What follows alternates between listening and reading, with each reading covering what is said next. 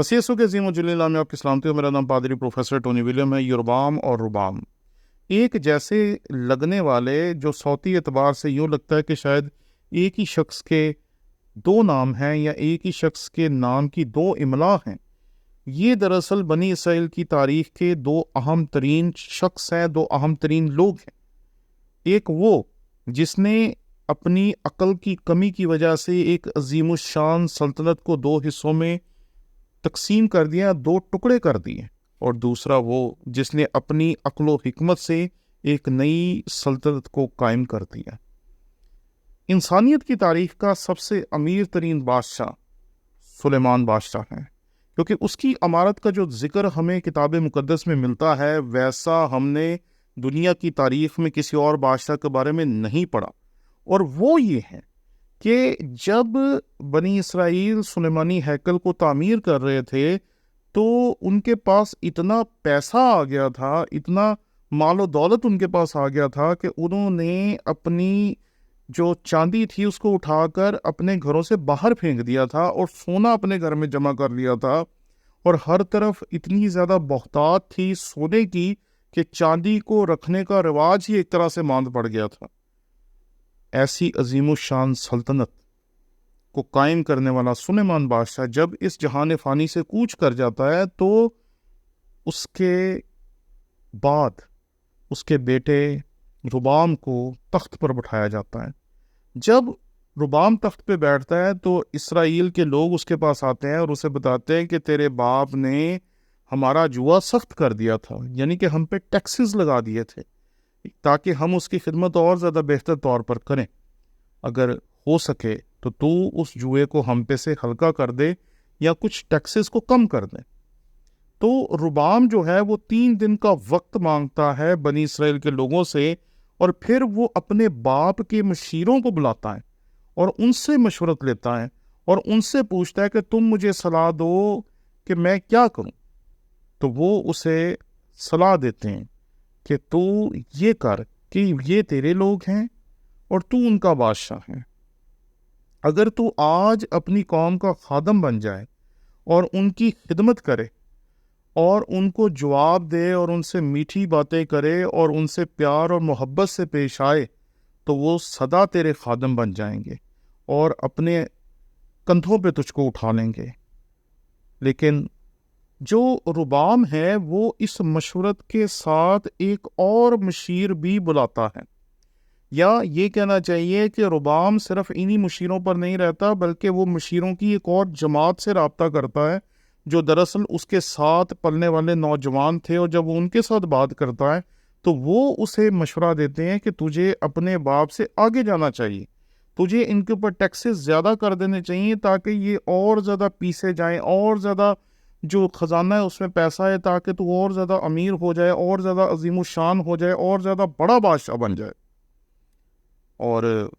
جو ربام ہے وہ اسی مشورت کو مانتا ہے، اور جیسے ہی وہ اس بات کا اعلان کرتا ہے تو بنی اسرائیل کے 10 قبائل علیحدہ ہو جاتے ہیں اور 2 سلطنتیں ہمارے سامنے آتے ہیں، جنوبی سلطنت اور شمالی سلطنت۔ ایک سلطنت کو یہودا کہتے ہیں اور دوسرے کو اسرائیل کہتے ہیں۔ جو یہودا تھا اس میں 2 قبائل تھے جن کے ساتھ لاوی کا قبیلہ بھی تھا، اس لیے اکثر جو کتابوں کے مصنفین ہیں یا جو اکثر ماہر علم الہیات ہیں وہ آپ کو کہیں گے کہ جو یہودا کا قبیلہ تھا اس میں 2.5 قبیلے تھے، یعنی کہ 2 قبائل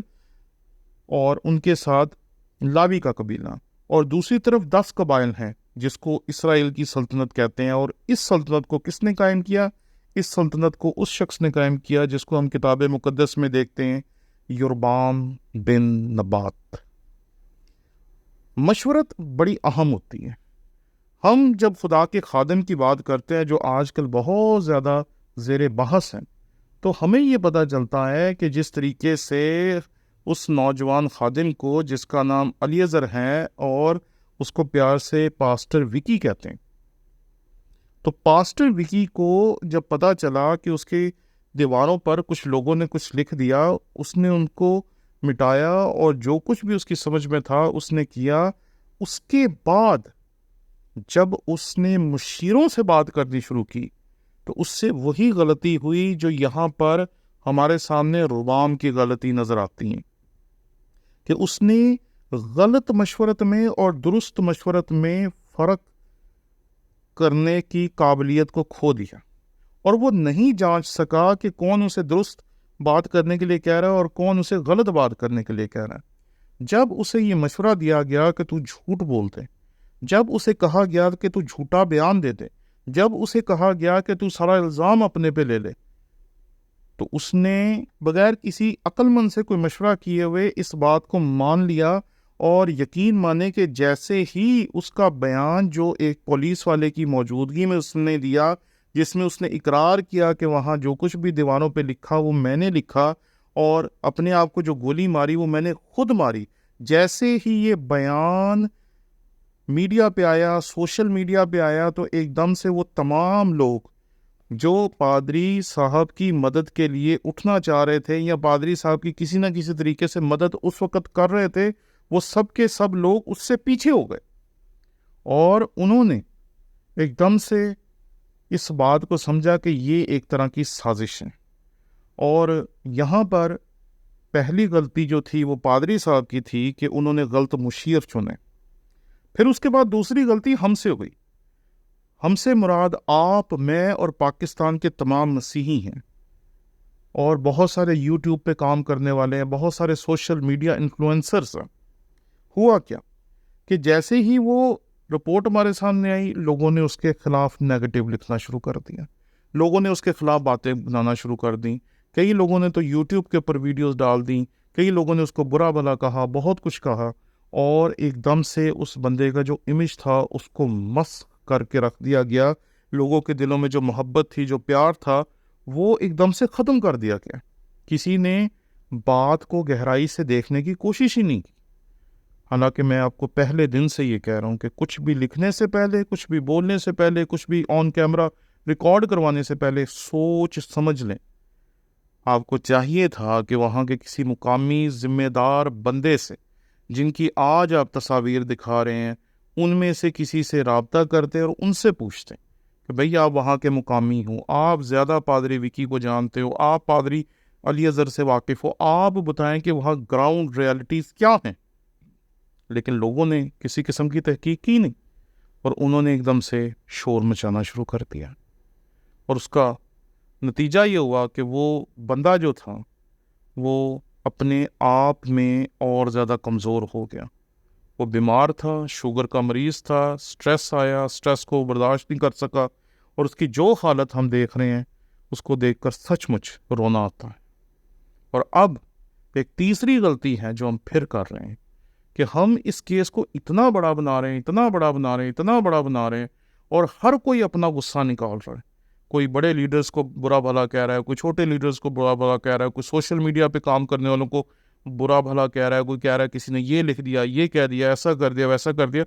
خدا کے لیے اس وقت لڑنے کا نہیں، متحد ہو کر کام کرنے کا وقت ہے۔ ہر کسی نے اپنے اپنے طریقے سے جو کام شروع کیا ہوا ہے وہ درست ہے۔ ہم میں سے ہر ایک مسیحی جو وہاں پر عدالت میں کھڑے ہیں، وہ بھی جو اپنے گھروں میں بیٹھ کر آپ کو سوشل میڈیا پہ سپورٹ کر رہے ہیں، وہ بھی جو کیمرے کے اوپر آ کے بات کر رہے ہیں، وہ بھی، اور جو خاموشی سے پیچھے ہو کر حکومتی اداروں کو مجبور کر رہے ہیں کہ وہ اس کی مدد کریں، وہ بھی، یہ سب ایک ہی کام کر رہے ہیں۔ اور ایسے وقت میں اپنے لوگوں کو برا بھلا کہنا اور سوشل میڈیا پر کسی کی تعریف کرنا، کسی کو گالیاں دینا،